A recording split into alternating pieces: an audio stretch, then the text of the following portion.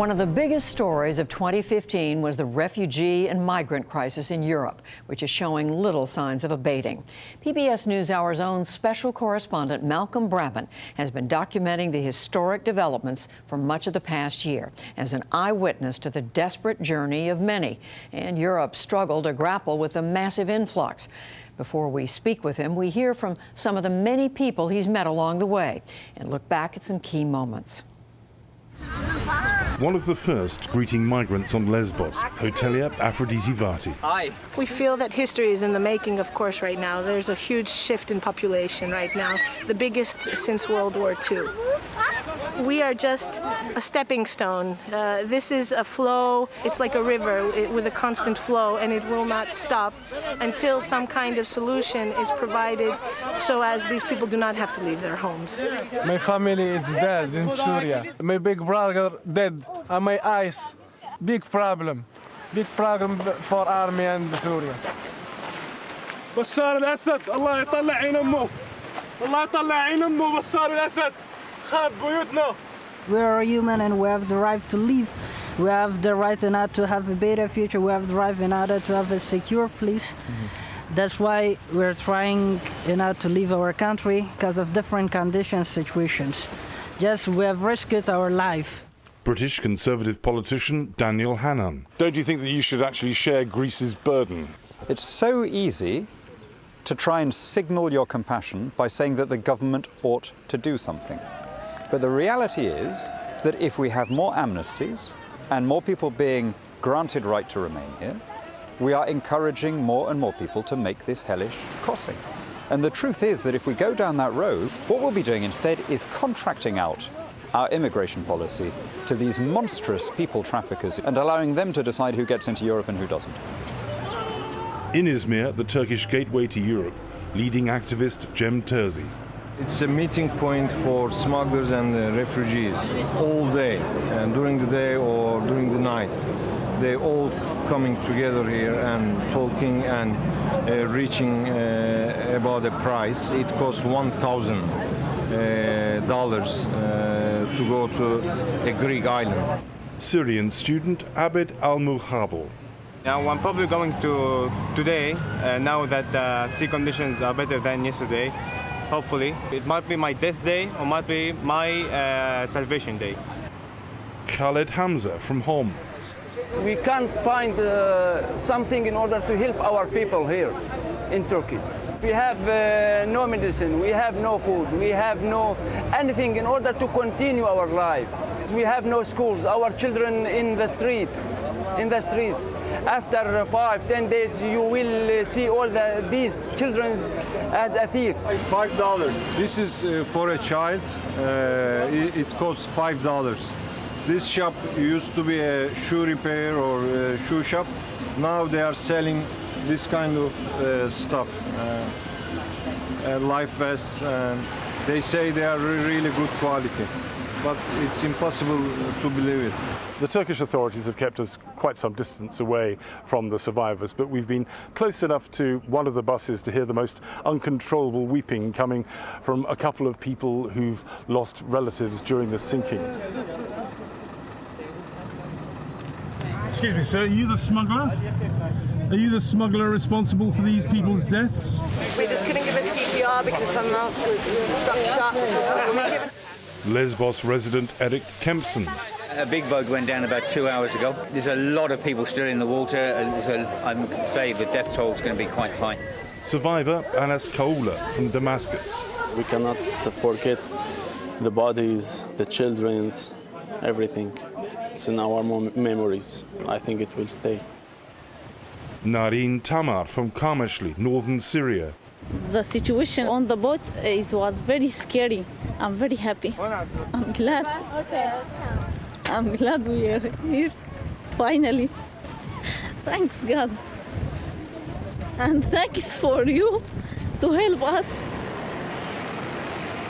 defending Hungary's border fence with Serbia, ultra-conservative Marton Gyöngyösi. To wait for any type of solution or suggestion from the European Union, this ill institution, it is going to lead nowhere. I think the nation states have to take back into their own hands their own business and also the defense of the civilization that they are part of and defend their own borders. You don't have any ID? No ID. Okay. Okay. When you have to come with us. Before introducing border controls, Sweden welcomed Abed Al-Muhabal, who we first met in Turkey. I never imagined myself outside from Syria. Now I'm from Sweden. I'm in Sweden. It's very happy to be in a very peaceful country. We are being treated like humans. They respect the human rights. Very friendly people here. I mean, it's very happy to be here. Sheltering thousands of unaccompanied minors as Sweden was overwhelmed, Cecilia Leon. Before we had like 2 new kids every week, and we thought that was really a lot. We thought that was a pressure on Trelleborg, and now there are 100 a day.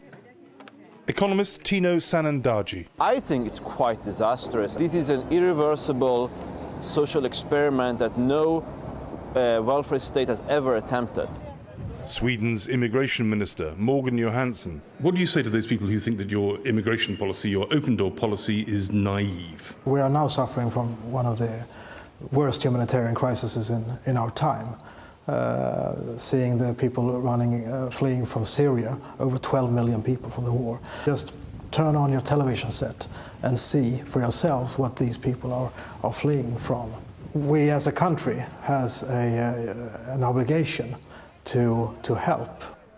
After Macedonia barred all but Syrians, Afghans and Iraqis, Abdullah Mohammed Halane from Somalia on rejection. So I have a dream to start a new chapter of my life, to the side of education, to side of my support my family. But now you see the situation.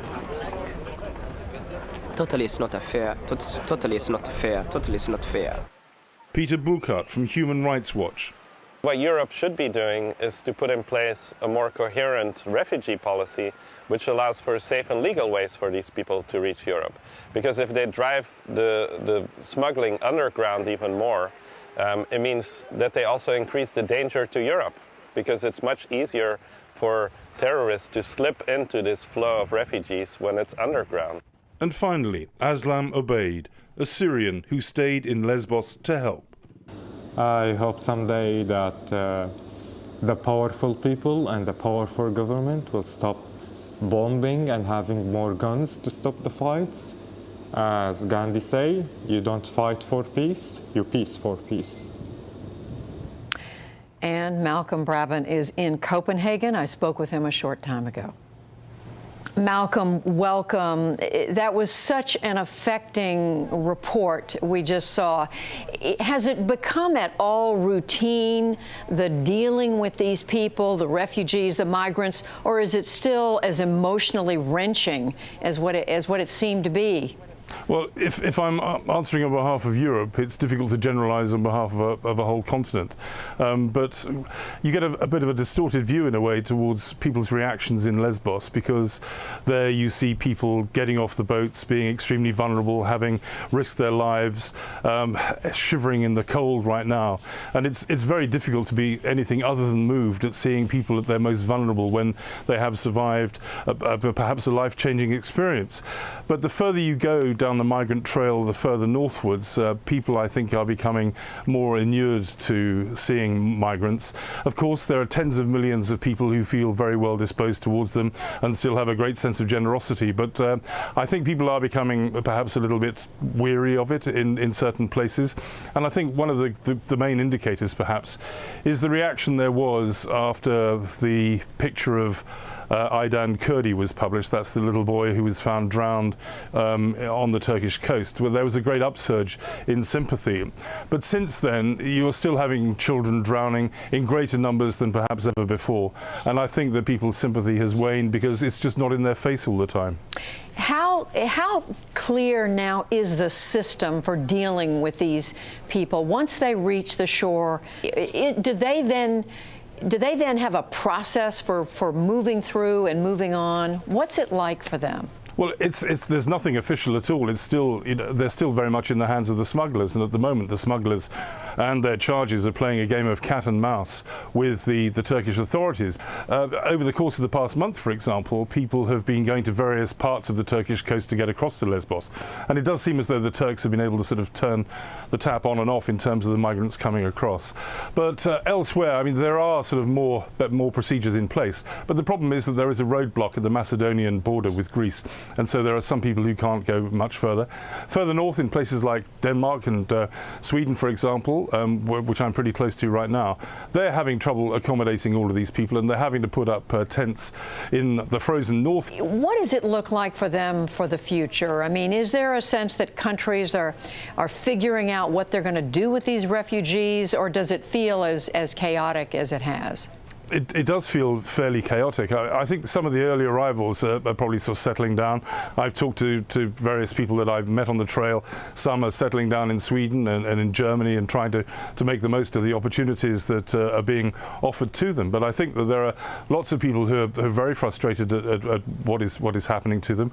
And the long-term future is difficult to talk about, really, because the numbers of people coming in are so huge that there are some places that are going to struggle to absorb them. For example, Sweden has taken in nearly 200,000 people, and basically it's got to build a city of 200,000 to try to accommodate them. And for example, their building program next year was only designed to sort of build about 45,000 houses. So there's a massive infrastructure program that has to go on, besides all of providing schooling for these people, getting them into Swedish lessons so they can become more acceptable to employers. But there are lots of people who are perhaps going to be very frustrated at what they end up with, because they've been peddled dreams by traffickers at the front end of the whole system, saying that you're going to be given a house, you're going to be given lots of money. Well, we think about it in terms of this massive shift in population, but as you point out so well, Malcolm, it is each one